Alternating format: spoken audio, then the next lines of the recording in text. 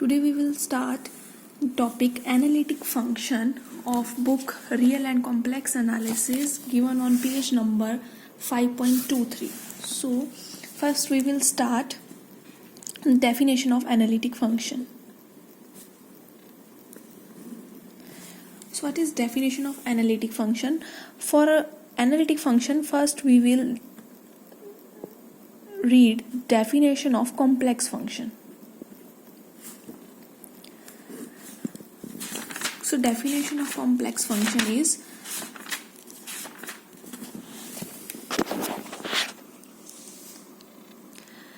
if a rule or set of rules be given by means of which it is possible to find one or more values of w is equal to u plus iota v for every value of complex variable z is equal to x plus iota y in a certain domain D, then w is called or w is said to be complex function of z defined on the domain D, and we write it as w is equal to u plus iota v where u and v both are functions of x and y is equal to f of z where u and v are real functions of x and y. So क्या definition क्या हुई complex function की? अगर हम एक f function define कर सकें, if we can define a function f so that for every value of z will be an element of the domain, say domain is D. For every value of z we can assign an element w is equal to u plus iota v. This is called codomain, or say we denote it by d1. If every element of domain D we can assign an element w of codomain d1, then where both z and w both are complex number, then we will say that w is complex function of variable z, and we write it as w is equal to f of z. And always we denote z, we write z is equal to x plus iota y and w is equal to f of z is equal to u plus iota v. Means w जो है वो किसके equal हमेशा लेते हैं u plus iota v के, और z किसके इक्वल होता है x plus iota y के. तो ये हमारी जो डेफिनेशन है, ये डेफिनेशन किसकी है? कॉम्प्लेक्स फंक्शन की. अब इसमें हमारे पास दो तरह के फंक्शंस आते हैं. कॉम्प्लेक्स फंक्शन जो हमने डिफाइन किया है, एक तो वो होगा सिंगल वैल्यूड फंक्शन, और नेक्स्ट जो फंक्शन होगा that will B multi valued function. What is difference between single valued and multi valued function? If for each value of z there associates only one and one value of w, then the function is called single valued. But if for one value of z there associates one or more values of w, then it is called multi-valued function. For example, if we write f of z or is equal to 1 by z, f of z किसके equal होता है? w के. That if we define function w is equal to f of z is equal to 1 by z. So for each value of z, if we write z is equal to 1, w will be 1. z is equal to 2, w will be 1 by 2. z की एक value के लिए w की एक ही value मिल रही है, इसलिए जो ये फंक्शन है, ये फंक्शन कैसा हुआ? Single valued function. But if we consider function w is equal to under root z, then for each value of z we may get more than one values of w. For example, if we write z is equal to 4, then w is equal to under root 4. That means w can be plus minus 2. So for value of z is equal to 4, we find w can be plus 2 or can be minus 2. So this type of functions are called multi-valued functions. तो ये हमारी जो definition थी, ये complex function की definition थी. अब complex function की डेफिनेशन करने के बाद हम किसकी डेफिनेशन करेंगे? एनालिटिक फंक्शन की, जो पेज नंबर 5.23 पर दी हुई है. सबसे पहले किसी भी फंक्शन, कोई भी फंक्शन हो, उसकी हम एनालिटिसिटी की बात करेंगे. उसके लिए हम क्योंकि हमारा ये चैप्टर जो है ये कैलकुलस ऑफ कॉम्प्लेक्स फंक्शंस है, यानी इसमें हमने कॉम्प्लेक्स फंक्शन की ही एनालिटिसिटी की बात करनी है. आगे उन जो भी प्रॉपर्टीज हैं वो सारी कॉम्प्लेक्स फंक्शन की ही होंगी. तो सबसे पहले हम कहेंगे एक एफ ऑफ जेड एक फंक्शन है. Let f of z be a complex function. अब इस फंक्शन को हमने चेक करना है एनालिटिक. सपोज किसी पॉइंट z0 पे चेक करना है. Function f of z complex function है, then f of z is said to be analytic at z0. z0 point पर फंक्शन की एनालिटिसिटी कैसे हम शो करेंगे? सबसे पहले हम क्या करते हैं, z0 पॉइंट को सेंटर लेते हुए कोई डेल्टा रेडियस सपोज करके एक सर्कल ड्रॉ करते हैं। सेंटर क्या है, जिस पॉइंट पर हमने एनालिटिसिटी चेक करनी है उस पॉइंट को हमने सेंटर रखकर कोई डेल्टा रेडियस लेते हुए हम एक सर्कल ड्रॉ करेंगे और चेक करेंगे जो ये फंक्शन है ये इस सर्कल के अंदर जितने भी पॉइंट्स हैं उन सभी पॉइंट्स पर फंक्शन क्या होना चाहिए, डिफरेंशिएबल हो। तब हम कहेंगे f of z is analytic at point z naught. तो हम कैसे लिखेंगे, ये सर्कल को हम किस तरह से रिप्रेजेंट करते हैं, mod Z minus z not less than delta. ये हमारा एक सर्कल है जिसका सेंटर क्या है जेड नॉट, रेडियस क्या है डेल्टा। ये रिप्रेजेंट करेगा, जेड रिप्रेजेंट करेगा जितने भी अंदर पॉइंट्स हैं जो इस सर्कल के अंदर लाई कर रहे हैं with centre Z naught and radius delta.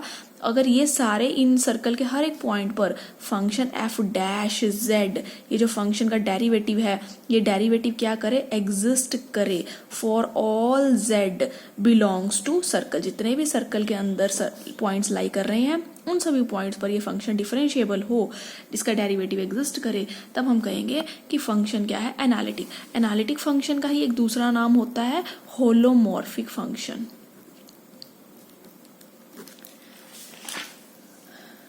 तो जैसे अब हमें एक एग्जांपल कंसीडर करते हैं, let f of z is equal to 1 by z plus 1 z minus 2।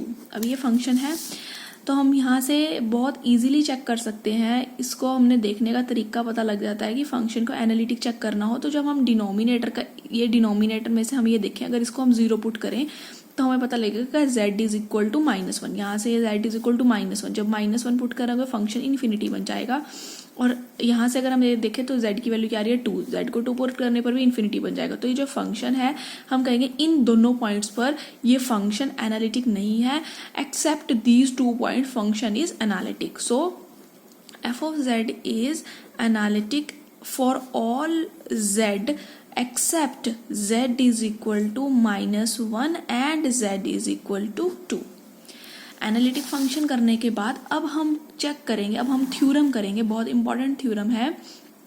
Page number 5.24 page पर थ्योरम दी हुई है। थ्योरम की है कि necessary condition for f of z to be analytic, if a function f of z is equal to u plus iota v, ये हमेशा हम ये इसी तरह से लिखते हैं, u and v both are functions of x and y. If function f of z is equal to u plus iota v is differentiable at point z naught, जैसे z को हमने लिखा था z is equal to x plus iota y, तो हम z naught को किस तरह से लिखते हैं, x naught plus iota y naught। If function f of z, ये फंक्शन f of z किसके इक्वल है, u plus iota v is differentiable, किस पॉइंट पर डिफरेंशिएबल है, z naught पर, in the domain D, then four partial derivative ux, uy, vx, vy exist at point, यही इसी point पर x not y naught पर ये चारों डेरिवेटिव एग्जिस्ट करेंगे एंड सेटिस्फाई द इक्वेशन, ये इक्वेशन को सेटिस्फाई करेंगे ux is equal to v y and u y is equal to minus v x. जो ये कंडीशन है, इस कंडीशन, ये जो इक्वेशंस लिखी हुई हैं इन इक्वेशंस को हम बोलते हैं Cauchy Riemann equation, short name इनका क्या है, CR इक्वेशन। बहुत इंपॉर्टेंट है, ये सभी को बार बार याद रखनी है।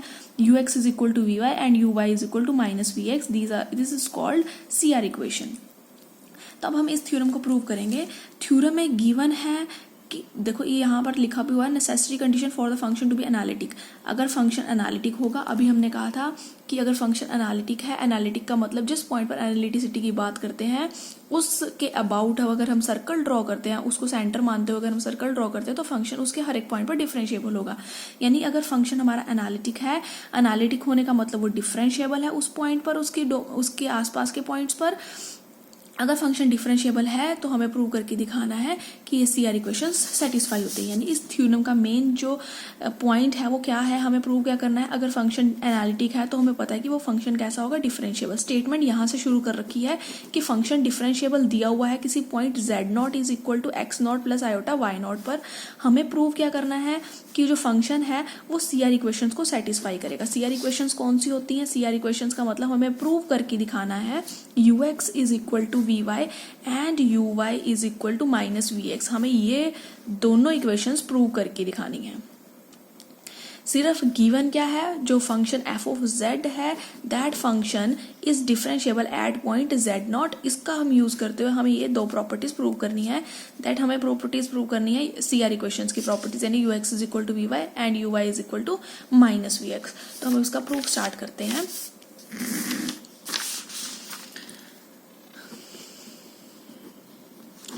सबसे पहले तो हमें जो गिवन है हम वो लिखेंगे। गिवन क्या है, फंक्शन दिया हुआ f of z. F of z किसकी इक्वल हम लेते हैं, u plus iota v, where u and v both are functions of x and y। ये फंक्शन दिया हुआ है, that function f of z is differentiable at point z naught and z naught is equal to x naught plus iota y naught. और prove क्या करना है, हमें जो प्रूव करना है वो हमें ये प्रूव करना है CR equations u x is equal to v y and u y is equal to minus v x. तो जब हमें पता है कि फंक्शन की डिफरेंशिएबिलिटी की डेफिनेशन पता है, फंक्शन अगर डिफरेंशिएबल है z नॉट पॉइंट पर, यानी कि z नॉट पॉइंट पर उसका डेरिवेटिव एग्जिस्ट करेगा। डिफरेंशिएबिलिटी की डेफिनेशन क्या होती है, f dash z naught is equal to f of z minus जिस पॉइंट पर हम डिफरेंशिएबिलिटी की बात कर रहे हैं f of z naught divide by z minus z naught limit z tends to z naught. ये हम डेफिनेशन बहुत पहले से पढ़ते आ रहे हैं डिफरेंशिएबिलिटी की। f dash z naught is equal to f of z minus f of z naught by z minus z naught limit z tend to z naught. This limit exist, एक तो ये लिमिट एग्जिस्ट करेगी, exist finitely करेगी, means इसकी जो value होगी ये limit ये फाइनाइट होगी, ये साइड भी फाइनाइट होगी, और जो ये लिमिट होगी, ये जो वैल्यू होगी, ये that value will be unique as z tends to z naught in any manner, कि z नॉट को किसी भी मैनर में अप्रोच करे, बट ये जो वैल्यू होगी, जो इसका आंसर होगा, that answer will be unique. तो अब हम यहीं से स्टार्ट करते हैं। हम इसको क्वेश्चन को दो पार्ट्स में करेंगे। पहला पार्ट हम लेंगे कि z अप्रोच कर, हमने ये कहा ना z tends to z naught in any manner, हम कहेंगे पहले पार्ट में z अप्रोच कर रहा है z नॉट को in such a manner that z minus z naught is purely real number. पहला पार्ट हम ये लेंगे कि z नॉट को इस मैनर में अप्रोच कर रहा है, इस तरह से अप्रोच कर रहा है, z माइनस z नॉट जो होगा वो एक प्योरली रियल नंबर होगा। और सेकंड पार्ट में हम कहेंगे कि z अप्रोच करेगा z नॉट को in such a manner that z minus z naught is purely imaginary number. दोनों तरह से हम लेके करेंगे। पहला पार्ट लेंगे z minus z not purely real number होगा, सेकंड पार्ट में हम करेंगे z minus z not purely imaginary number होगा। तो सबसे पहले z माइनस z नॉट लिखेंगे। z क्या है, x plus iota y। z not क्या होता है, x naught plus iota y not. अगर हम इसमें से देखें तो ये बनेगा x minus x naught plus iota y minus y naught. अब हमने कहा है कि z माइनस z नॉट कैसा नंबर होना चाहिए, प्योरली रियल, तो ये तो इसका रियल पार्ट है, इन इसका इमेजिनरी पार्ट 0 होगा, that means y minus y naught is equal to 0 implies y is equal to y naught. अब हम यहाँ से ये डेफिनेशन जो लिखी है इसको यहाँ से स्टार्ट करते हैं। ये गिवन था हमारे पास कि f डैश, क्योंकि फंक्शन डिफरेंशिएबल दिया हुआ था, यानी ये पार्ट गिवन था, f डैश z नॉट की ये डेफिनेशन हमारे पास है। तो हम यहाँ से स्टार्ट करेंगे। f डैश z नॉट किसकी इक्वल है, limit z tends to z naught f of z minus f of z naught by z minus z naught. अब हम ये सारी वैल्यूज इसमें सब्सटीट्यूट करेंगे। Limit z tends to z naught, z naught को approach करेगा, और ये वाला पार्ट तो यहाँ से 0 था। अब z माइनस z नॉट किसकी इक्वल रह गया है, x माइनस x नॉट के। अगर z नॉट को अप्रोच करेगा, इसका मतलब x किसको अप्रोच करेगा, x नॉट को, तो x अब tends to x naught. z की जो वैल्यू थी वो क्या थी, z इज इक्वल टू, हम लिखते हैं यही लिखते हैं हम, z is equal to x plus iota y and z naught is equal to x naught plus iota y naught. तो अब यहाँ पर हमने z की वैल्यू पुट करनी है। z क्या है, x प्लस आयोटा y, बस हमने यहाँ से देखा y किसकी इक्वल है, y नॉट की। तो अब हमारा जो z था वो x प्लस आयोटा y था, अब उसको हम क्या लिखेंगे, x naught plus iota y naught. तो यहाँ पर आ जाएगा sorry x plus iota y not, y किसकी इक्वल है, y नॉट के। तो ये टर्म जो बन गई वो क्या बन गई, x plus iota y naught minus f of z naught किसकी इक्वल है, x naught plus iota y naught by z minus z naught का जो आंसर आया है वो किसकी इक्वल आया है, x माइनस x नॉट के। नेक्स्ट स्टेप में limit x tends to x naught, starting में ही हमारे पास दिया हुआ था f ऑफ z किसकी इक्वल है, u प्लस आयोटा v।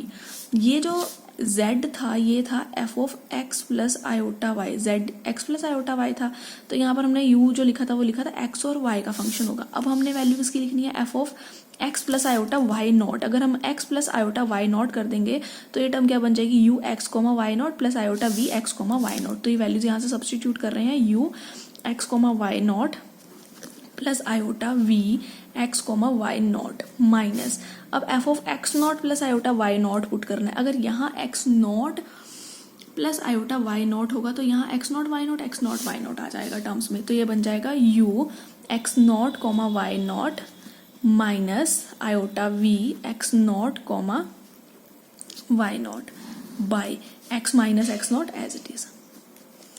अब इसमें से हमने क्या करना है, हमने इसमें रियल पार्ट को अलग कर लेना, इमेजिनरी पार्ट को अलग करेंगे, तो that will be limit x tends to x naught, real part x u x comma y naught minus u x naught y naught by x minus x naught plus iota common, दोनों parts में से इसमें iota common, v x comma y naught minus v x naught y naught by x minus x naught. Limit x tends to x naught अगर हम यहाँ पर भी लिखें तो ये भी क्या बन जाएगा, limit x tends to x naught. यहाँ पर देखें u ये फंक्शन दो वेरिएबल्स में है, फंक्शन f जैसे हम पहले पढ़ते आ रहे हैं, अगर f is a function of two variables, अगर हमें f फंक्शन x और y वेरिएबल में है, और अगर हम इस तरह से लिख रहे हैं f of x comma y naught minus f of x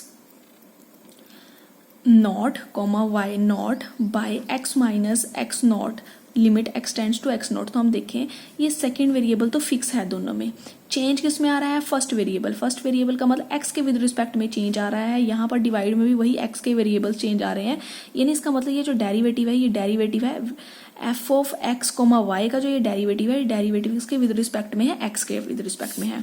तो सेम यहाँ पर भी है, यहाँ y naught second variable fix है, जो चेंज है वो किस वेरिएबल के विद रिस्पेक्ट में आ रहा है, फर्स्ट वेरिएबल के विद रिस्पेक्ट में, डिवाइड में भी वही टर्म्स हैं और वही टर्म इसको अप्रोच कर रही है। इसका मतलब ये जो u है ये u का डेरिवेटिव हो रहा है, क्योंकि x वेरिएबल में चेंज है, यानी ये u का derivative with respect to x variable है। सिमिलरली यहाँ पर y naught second term fix है, चेंज फर्स्ट वेरिएबल में आ रहा है, यहाँ फर्स्ट वेरिएबल x है, यहाँ फर्स्ट वेरिएबल x नॉट है, और यहाँ पर भी वही x minus x naught limit x tends to x naught है। इसका मतलब प्लस आयोटा v, ये v का जो डेरिवेटिव है वो किसके विद रिस्पेक्ट में है, x के विद रिस्पेक्ट में। तो हमने पहला पार्ट सॉल्व करना शुरू किया कि z अप्रोच कर रहा है z नॉट को in purely in a manner such that z minus z naught is purely real, तो उसको हमने सॉल्व करके देखा, जो हमारा एफ डैश जेड नॉट आया वो किसके इक्वल आ गया, u x plus iota v x. हम इसके क्वेश्चन नंबर 1 करेंगे। अब सेकंड पार्ट हम करेंगे z minus z naught purely imaginary number होगा, जेड माइनस जेड नॉट अभी हमने देखा था, यहाँ पर भी लिखा था जेड माइनस जेड नॉट किसके इक्वल है, x minus x naught plus iota y minus y naught. तो यहाँ पर भी वही टर्म आएगी x minus x naught plus iota y minus y naught. अब ये प्योरली इमेजिनरी नंबर होगा, प्योरली इमेजिनरी का मतलब ये पार्ट एग्जिस्ट करेगा और ये पार्ट जीरो हो जाएगा, that means x minus x naught is equal to zero implies x is equal to x naught, so z minus z naught becomes z minus z naught is equal to iota y minus y naught. Same हम यहाँ पर भी अब start करेंगे, ये same वही F dash z naught को solve करना शुरू करेंगे। पहले वही लिखेंगे एफ डैश जेड नॉट की जो वैल्यू है वो किसके इक्वल है, f dash z naught is equal to limit z tends to z naught f of z naught by z minus z naught. अब जेड किसको अप्रोच करेगा, जेड नॉट को, इसका मतलब वाई किसको अप्रोच करेगा, वाई नॉट को। तो जहां पर ये एक्स अप्रोच कर रहा था एक्स नॉट को, अब इसकी जगह यहाँ क्या आ जाएगा, limit y tends to y naught f of. अब यहाँ पर वैल्यू हमने z की रखनी है, z की वैल्यू जो थी वो हमारे पास क्या थी, x प्लस आयोटा y। अब x किसकी इक्वल है, x नॉट के, तो यहाँ पर ये क्या बन जाएगा, x naught plus iota y minus f of z naught की वैल्यू क्या है, x naught plus iota y naught by z minus z naught रखते हैं, जेड माइनस जेड नॉट की वैल्यू क्या है, iota y minus y naught. इसके बाद अब हम इसी को आगे फर्दर कंटिन्यू करते हैं। इसमें फिर हमने वही लिखना है, limit y tends to y naught. सबसे पहले वैल्यू किसकी रखनी है, f of x naught plus iota y, x naught plus iota y यानी x नॉट और दूसरा वेरिएबल क्या होगा y, तो ये क्या वैल्यू बन जाएगी, u x naught comma y plus iota v x naught comma y. तो यहाँ पर वैल्यूज पुट कर रहे हैं, ये जो वैल्यू थी फर्स्ट टर्म की value u x naught comma y plus iota v x naught comma y minus second term है x naught plus iota y naught, f of x naught plus iota y naught करेंगे तो x naught y naught और यहाँ पर भी x naught y not हो जाएगा, तो क्या बन जाएगा u x naught comma y naught minus iota v x naught comma y naught divide divide में टर्म जो है वो एज इट इज रहेगी iota y minus y naught. इसमें भी से हम वही सेम टर्म करेंगे, यू वाली टर्म सेपरेट कर देंगे, वी वाली टर्म्स को सेपरेट करेंगे, limit y tends to y naught. अगर हम वी वाली टर्म्स देखेंगे, दोनों टर्म्स में से आयोटा कॉमन आ रहा है, वो डिनोमिनेटर वाली टर्म के साथ कैंसिल हो जाएगा, तो वी वाली टर्म्स रह जाएंगी v x naught comma y minus v x naught y naught. Divide में iota term cancel, y minus y naught रह गया, प्लस जो यू वाली टर्म्स है इनको एक ब्रैकेट में रखेंगे, limit y tends to y naught u x naught comma y minus u x naught comma y naught by iota y minus y naught. इस डिनोमिनेटर वाले आयोटा को हमें डिनोमिनेटर में नहीं रखना चाहते, तो हम आयोटा से मल्टीप्लाई करेंगे, आयोटा से डिवाइड करेंगे, so that iota into iota will be iota square and iota square will be -1। तो नेक्स्ट स्टेप में उसको हम -1 लिखेंगे डिनोमिनेटर को। तो अब ये हमारे पास टर्म बनेगी, limit y tends to y naught v x naught comma y minus v x naught y naught by y minus y naught, iota square -1, numerator में आयोटा वो as it is, limit y tends to y naught u x naught comma y minus u x naught y naught by y minus y naught. अब ये फिर से definition differentiability की बन रही है। फर्स्ट वेरिएबल सेम है दोनों में, एक्स नॉट, सेकंड में चेंज आ रहा है, यानी change with respect to y आ रहा है। चेंज कहाँ से कहाँ तक आ रहा है, y से y नॉट। सेम यहाँ पर भी y टू y नॉट है। तो ये जो डेफिनेशन है, किसकी डेफिनेशन बन गई, y tends to y naught है, तो यानी ये v का डेरिवेटिव है with respect to y minus iota. अब ये फिर से वही डेफिनेशन डिफरेंशिएबिलिटी की है, फर्स्ट वेरिएबल दोनों में सेम, चेंज y के विद रिस्पेक्ट में है, y से y नॉट में चेंज आ रहा है, y tends to y naught, यानी ये u का डेरिवेटिव है किस वेरिएबल के विद रिस्पेक्ट में, y के विद रिस्पेक्ट में। ये भी हमने f dash z naught solve किया था, ये हमारी इक्वेशन नंबर 2 आ गई।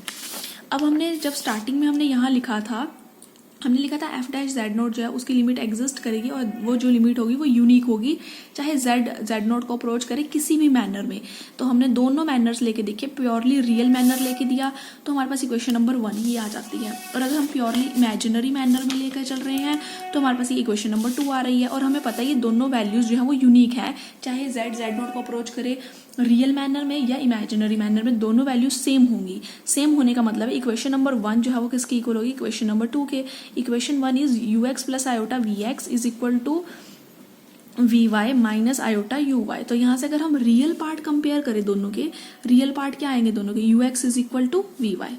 दोनों के इमेजिनरी पार्ट क्या आएंगे, v x is equal to minus u y. So these are our C R equations, u x is equal to v y and u y is equal to minus v x. तो हमारा proof complete हो गया है, C R equations हमने prove कर दी हैं।